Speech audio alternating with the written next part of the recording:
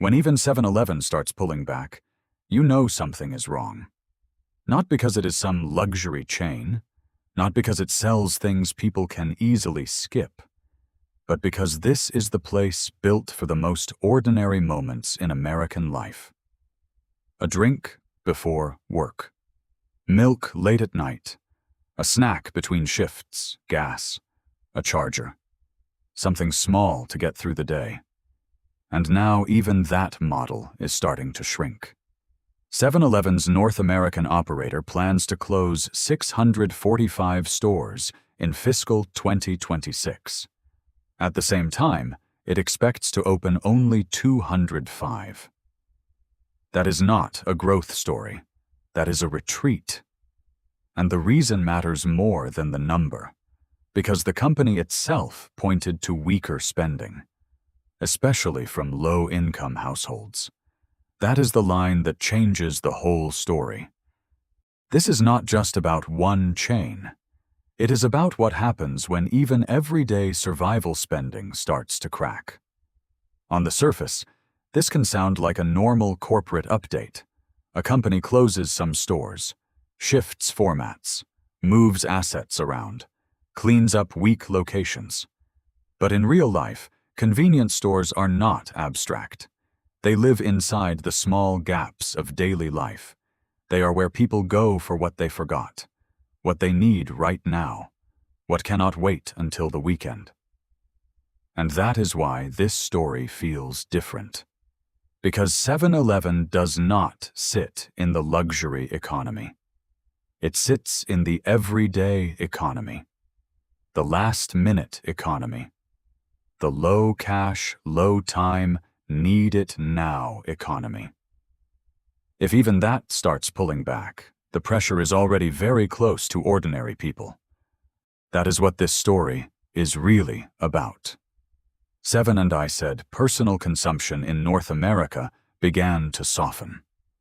Not everywhere the same way. Not for everyone the same way. But especially among low-income households. That one sentence says a lot. Because low-income households do not cut back just because they feel like it. They cut back when the cushion is gone, when gas is still high, when rent already takes too much, when groceries keep eating more of the paycheck, when even a quick stop at a convenience store starts feeling expensive. That is when the smallest purchases go first. And that is when companies built around those purchases start reacting. But the number is not the real story. The real story is where this weakness is showing up. A convenience store is supposed to be the easiest part of modern life. Close, fast, reliable, always there. That is the whole point. So when a business built on convenience starts reducing physical access, something deeper is happening underneath. And this is where it gets worse. Because not all of these locations are simply vanishing. Some are being shifted toward wholesale fuel formats. That means more focus on fuel economics, and less focus on the traditional convenience role people actually use. By late 2025, the company already had more than 900 wholesale fuel locations. That matters, because it points to a different priority. Less interest in being the neighborhood stop for quick daily needs. More interest in a leaner model tied more closely to fuel. That may look smart on paper, but it feels very different on the ground. Especially for people who do not live inside strategy presentations. They live through distance, through time, through whether a place is open after their shift. Through whether they can grab something fast without burning more gas to do it. That is the part many headlines miss. When access shrinks, the cost is not always obvious. It does not always show up as one giant bill. Sometimes it shows up as friction. 5 extra minutes, 1 extra stop, a longer drive, a missed errand, a little more hassle at the end of a long day. That can sound minor, until it keeps happening. Then it stops being minor, It becomes part of how life gets harder without any one dramatic collapse. This is how economic erosion often works. Not through one giant event, through 100 smaller losses. A place closes. A service disappears. A route gets longer. A cheap option vanishes. A neighborhood becomes less functional. And then people slowly realize the system around them does less than it used to. That is why this story matters far beyond 7-Eleven. The chain operates more than 13,000 locations across the US and Canada. That scale matters.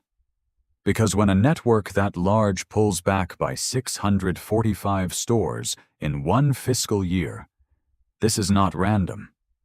It is a signal. A company that big sees enough weakness to make a national adjustment. And it is doing that while projecting a revenue decline of nearly 9.4%. So this is not just cleanup. It is a response to real pressure. Pressure strong enough to reshape the footprint. And once you see it that way, the story gets bigger fast. Because this is happening at a moment when Americans are already becoming more price-sensitive in the smallest parts of life. Not just major purchases, not just houses or cars, small purchases, impulse purchases, convenience purchases. The kinds of things people buy when they are tired, rushed, underpaid, or just trying to get through the week. That is why the company's own wording matters so much. When it says lower-income households are pulling back, it is not describing some distant economic trend. It is describing the people who depend most on small-format retail in the first place. Workers on odd hours, drivers, people without many nearby options, people who do not always have time for one big shopping trip. People already living closer to the edge. And when those people start spending less, the impact does not stay private.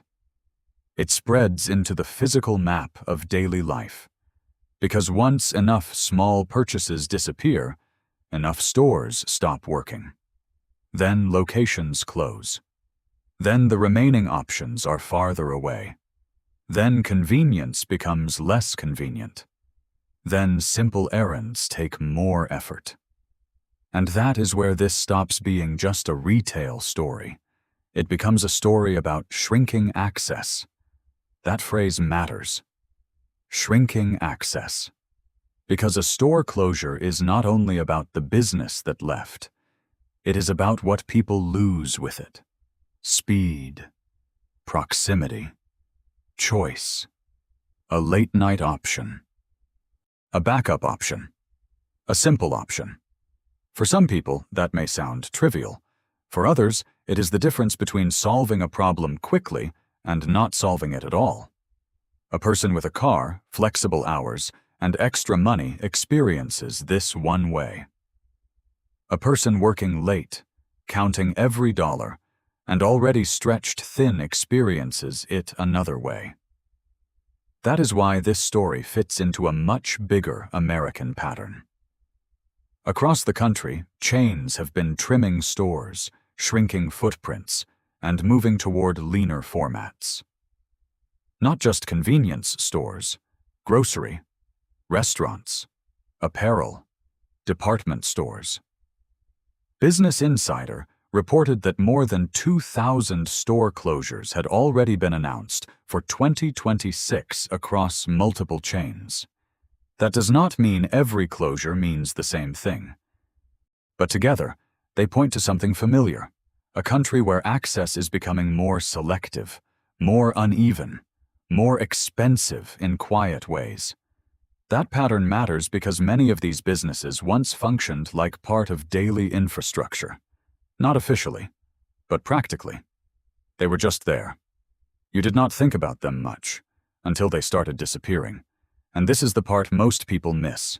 Convenience is invisible until it is gone. Nobody celebrates it when it works. Nobody makes a speech about the gas station stop that saved the day, or the store that had what you needed at 11 p.m., or the quick run that kept a bad day from getting worse. But once convenience starts shrinking, daily life gets more expensive in ways people rarely measure.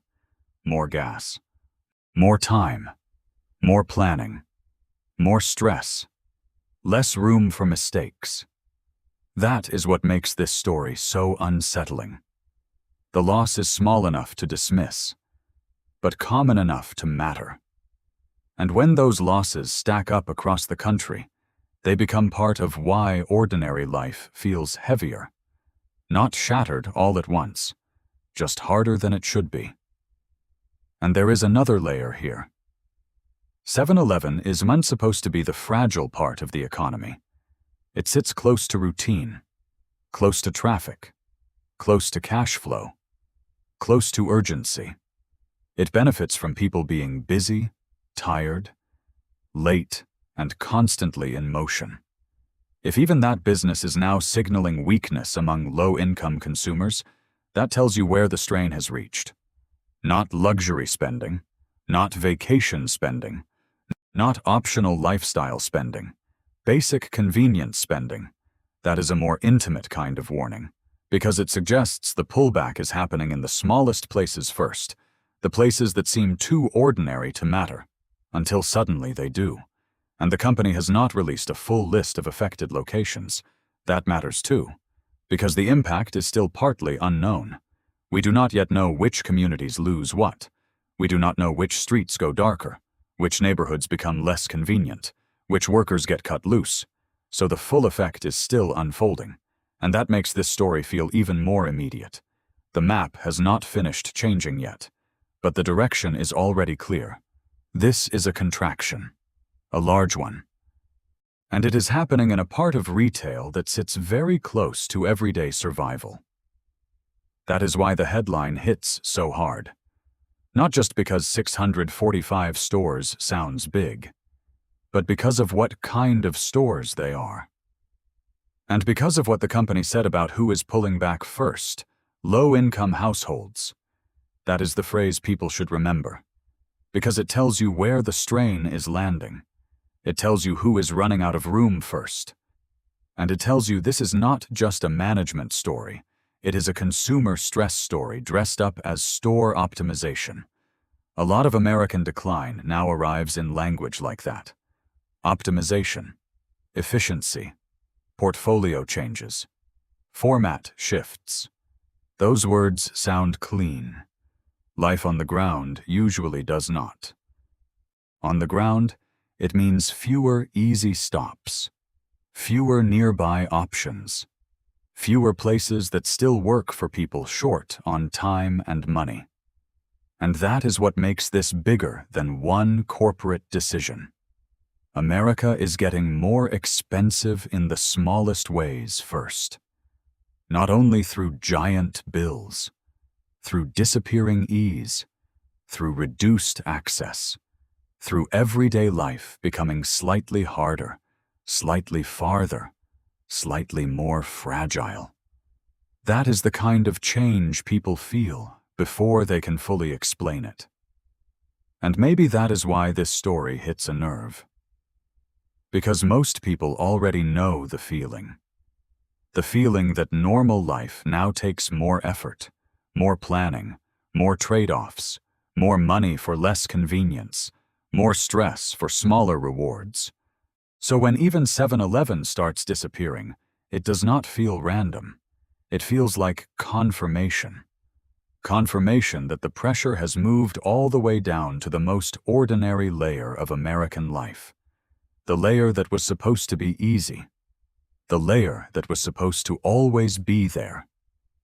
And once even that starts shrinking, the message becomes hard to ignore. This is not just a store closure story.